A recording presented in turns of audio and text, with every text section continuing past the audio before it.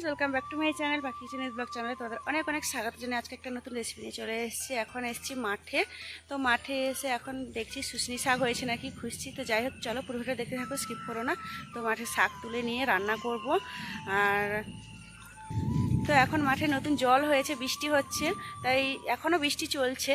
তো যাই হোক, তো এখন শাক তুলতে এসে গেছি মাঠের মধ্যে। তো দেখো পুরোটাই সবুজ সবুজ। তো শাক হয়েছে নাকি দেখি। তো এখন মাঠে শাক দেখতে পেয়েছি। তো যাই হোক, দেখো বৃষ্টিতে মধ্যে এই নতুন জল পেয়েছে, তো এই জন্য শাকগুলো বেশ সুন্দর করে সবুজ হয়ে উঠেছে। তার এই শুশনি শাক তুলতে বেশ মজা লাগে। এই আঙুলের এরকম করে যে তোলা হচ্ছে, বেশ ভালো লাগছে আমার। আর এটা প্রায় আমি 2-3 বছরের পরে এরকম শাক তুলছি। তো শাকগুলো দেখো, তোমরা যদি কেউ চেনো এই শাক কমেন্ট করে অবশ্যই জানিও। আর কে কোন নামে চেনো আমি তো জানি না, ঠিক আমরা এটাকে শুশনি শাক বলি। তো দেখো এখানে শাক, যার এত বৃষ্টি হয়েছে আমার গলা ধরে গেছে, আমি কথা বলতে পারছি না। তো একটু অ্যাডজাস্ট করে নিও, কিছু করার নেই। কী করবো বলো, ভয়েস তো একটু দিতেই হবে। আর এই শাক তুলতে গেলে ওই কাপড়ে কস লেগে যেতে পারে, কস লেগে যেতে পারে না, কস লেগে যায়। একটু কাপড়টাকে সাবধানে রেখে শাকগুলো তুলতে হচ্ছে, কারণ হালকা কাপড় তো, দাগ লেগে গেলে পুরো একদম যাবে। তো ওইখানে অল্প শাক তুলেছি। এবার আমাদের এইদিকে একটা বড় পুকুর আছে, মানে বড় পুকুর ওই আমাদের গ্রামের। তো ওইখানে ঠাকুর বিসর্জন হয়, ঘরোত্তোলন হয়, সব কিছুই হয় আমাদের স্কুল মাঠে। তো ওইখানে এসে দেখি ওইখানেও বেশ চারিদিকে, পুকুরের চারিদিকে গোটাটা সবুজ হয়ে গেছে আর শুশনি শাকে ভর্তি হয়ে গেছে। আর সকালবেলা শুশনি শাকগুলো এত সুন্দর পাতা মেলে উঠেছে, বেশ ভালো লাগছে। আর বৃষ্টিও হচ্ছে।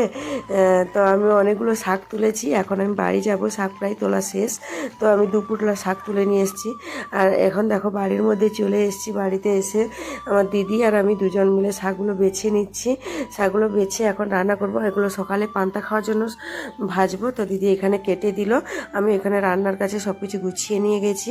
যেহেতু মাটির উনানে রান্না হবে, তো এই জন্য সব কিছু আমাদের গুছিয়ে বাইরে নিয়ে যেতে হয়। আর তো এখানে ও কেটে দিচ্ছে শাকগুলোকে।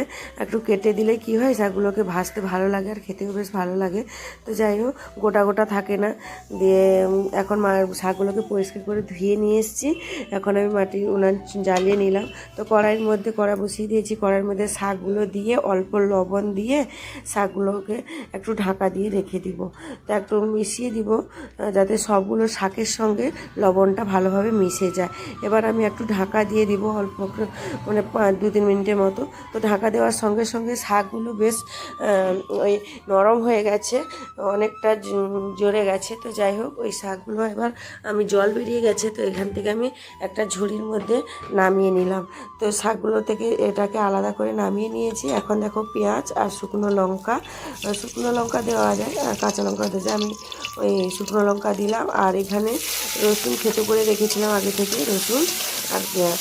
তো এটাকে দিয়ে ভালো করে ভেজে, আর শাক ভাজিতে একটু রসুন না দিলে ভালো লাগে না, তো তাই জন্য শাক ভাজিতে রসুন আর পেঁয়াজ দিয়ে ভাজলাম। তো যাই হোক, আমার রেসিপি যদি ভালো লাগে অবশ্যই কমেন্ট করে জানিও, কে কোথা থেকে দেখছো সেটাও কমেন্ট করে জানিও। তো আজকের মতো টাটা, সবাই খুব ভালো থাকবে, সুস্থ থাকবে, সাবধানে থাকবে। দেখা হচ্ছে নেক্সট একটি ভিডিওতে। তো ততক্ষণ সবাই খুব ভালো থাকবে, সাবধানে থাকবে, সুস্থ থাকবে। তো এখন আমার শাক ভাজি রেডি।